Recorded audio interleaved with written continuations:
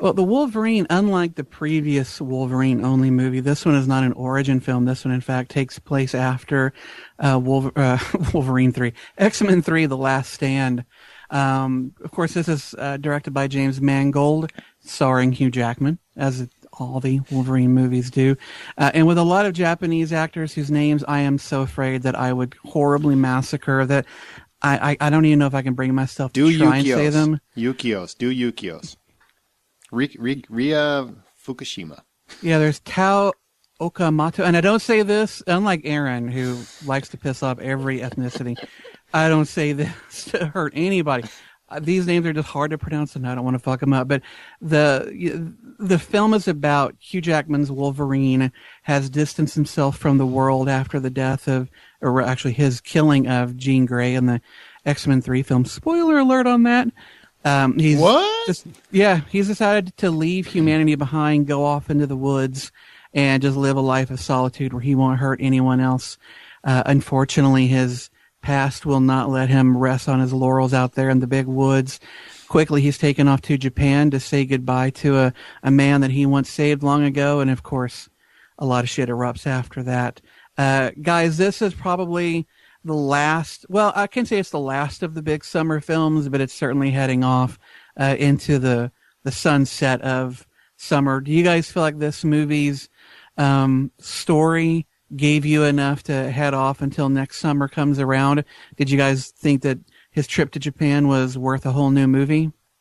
I really did like the darker element that this movie had as opposed to the last Wolverine movie, which I still liked. Mm-hmm. We've talked about that. I liked it, but this really... Yeah, people try to hide in shame. They're like, no, I'm ashamed that I'm not ashamed of it. It was a fun movie. It wasn't smart, but it was fun. It was, I mean, except for the Deadpool shit. Yeah, that's what I was going to say. Apparently from which was the whole ending. Shh. Gotcha. The story itself, for me, was a little bit long and drawn out, and it's not from the aspect of like I just want to see nothing but action in this movie, but it just plotted a little bit for me. But I still really liked it. I liked the direction that it went. I liked that the whole concept of him losing his healing ability was not done the way that you thought it was going to from the trailer. I thought that was really brilliant. That. Like, because when you watch the trailer, like, oh, I kind of know that. Okay, I see that's what's going to happen, and then it just kind of totally sidelines that. I really like that. The love story between him and Mariko. Correct. I believe that Mariko. No, it's Mariko. Is it? Mm-hmm. I know that one. I understand that there I just disagree with you on like a knee-jerk reaction. I know. I understand. I understand that love story actually had a place in this further than just guy and girl falling. You know, we got to have a love story in there to make the ladies happy or something. But it still felt distracting to me. It just like really we just got like I understand the point behind it, but it felt too much. Obviously, you disagree. I disagree just because I read the comic. So I mean that was relevant in the comic. I really love the Dark Knight style approach, and I want to preface that I'm not saying it's as good as the Dark Knight because somebody asked me, "Well, it's as good as it?" No, it's not. But the way that they approach it, you know, most Marvel movies. You can tell that they're Marvel movies. X-Men, Iron Man, Avengers, all that. They're real glossy. They're real flashy. There's a lot more going on. They're completely different. They don't seem like they're in the real world. They seem like they're in a heightened reality. Mm-hmm. And I think they really brought it down for this movie and set it in a real world.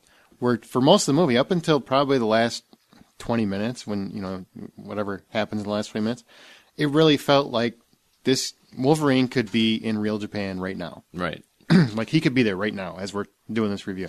So that, to me, I love that because to me it hasn't been done in the Marvel Universe yet. So I really like that. Love the more low-key approach for most of the film. The direction and humanity they took Wolverine on or Logan on. I didn't love the changing of the Silver Samurai, which, you know, they do mention in all the show notes that it's in there. But they changed the character from the comic. I like the comic version better. Mm-hmm. It's fine here, but it's not what I wanted. But the movie won me over enough not to care. Honestly, the story, I love the story. I love the romance between him and Mariko. I think it works.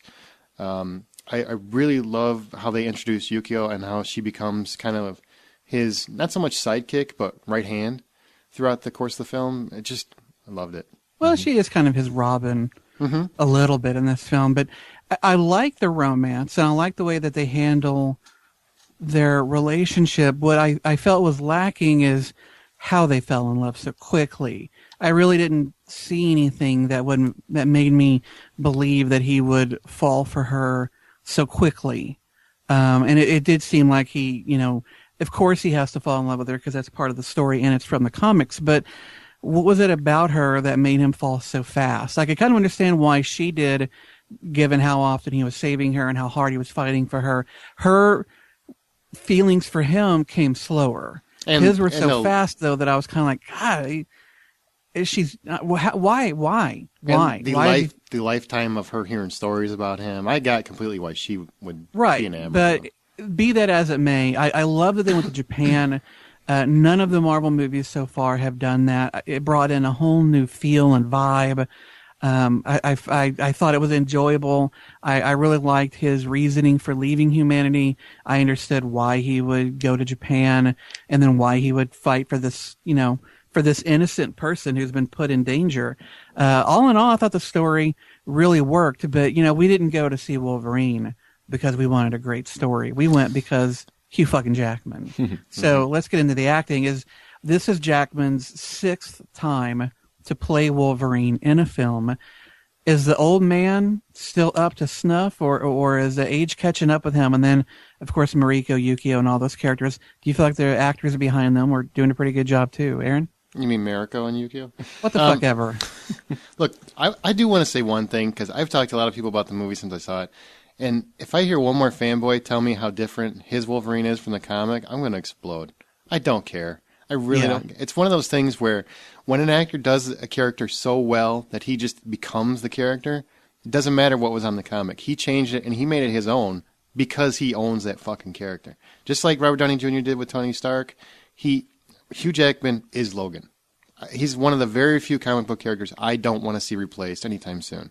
I just think he nails it. He knows what he's doing. He is the guy. When I start thinking of Wolverine, even when I look at the comic now, I think Hugh Jackman. And I think I should go to the gym because that fucker pumps iron. There were seriously some scenes where he's running around with his shirt off where even I was going, damn. No, most of the scenes in this movie, he is without a shirt. Yes. Yeah. But he acts more often without it than with it, much to my wife's delight. I saw it a second time, and I was just paying attention to that, and you are absolutely right. He is without a shirt or almost without a shirt more than he is with one. And if I looked like that, I would be walking around without a shirt either. I wouldn't have a shirt in my wardrobe. And he's not like overly pumped up like Arnold Schwarzenegger back in the 80s, that kind of stuff. It's not like too much. He's just a solid chunk of muscle. Yeah. Just perfect. It's the veins in this movie that do half the acting. Yeah, and I thought the other acting, the girl that plays, and I'm not going to try the names either because I'll get them wrong. But the girl who plays Mariko, she's good. I don't think she's great. Kind of where you're coming from. I thought she did a fine job, and she's a very sweet girl. She did a very fine job. But the girl that plays Yukio, Fukushima. Rila Fukushima? Yeah. She was great. Loved her. Yeah, she was fantastic. And this is her first film. I think she used to be a model or something, but she did a bang-up job. Yeah, she's the one character, man, you could spin off, and I would go see it in a heartbeat. Or I would love to see her in future Wolverine movies as Robin. Right. You know who I didn't like? Was the and I'm going to destroy her name, but the Russian girl that played Viper. Yeah, Svetlana Kodchenkova. I'm not going to try it, but Viper. She felt like she was acting. She was, and that mole acting hot. Except for the mole. Did you notice that giant mole? Yeah. I kept thinking it was Uncle Buck. Like I kept thinking of Uncle Buck the whole time I'm watching it. I'm like, here's a quarter. Go find a rat. Normally I hate those things, but I didn't notice it. I might have been looking at other stuff. I don't know. All right, guys. Well, what about the production quality on this film? I mean, it is the 6th time we've seen Wolverine. It's been a long time since the first X-Men movie. Do you feel like the directing, the special effects, the sets and all that, were they up to snuff? Were you really satisfied? I thought this is the best looking Wolverine movie to date. Like Aaron said, the darkness of this. And again, I didn't Are you including the X-Men movies? Because those would be... Yeah, okay. I think this looks better than the X-Men movies. Again, those like you mentioned earlier have that. I don't want to say polished to make it sound like this movie isn't polished, but they have that glossy look shiny to it that make it look like you're looking at a comic book or something. This felt grittier, and I really liked that, like the Dark Knight effect, so to speak. The action sequences I thought looked great, and I was kind of worried about that, especially like the train sequence in the trailer looked like that was going to be that really... is easily my favorite action sequence of the year. And it was just the right length. It wasn't drawn out too long. It was like 5 minutes, if that. Yeah, I really, really dug that. I'm assuming you agree with me on everything else. Yeah, the one thing about the bullet train scene, because that was the one scene I saw in the trailer, and I'm like, God, that looks so fucking cheesy. So cheesy. And every time I would think about it or I see it on the trailer, I didn't want to see that scene because I'm like, that's going to ruin the movie for me. Because I've seen so many, I mean, if you've seen 8 Bond movies, you've seen 14 train chases. I've seen the guys get on top of the train a million times.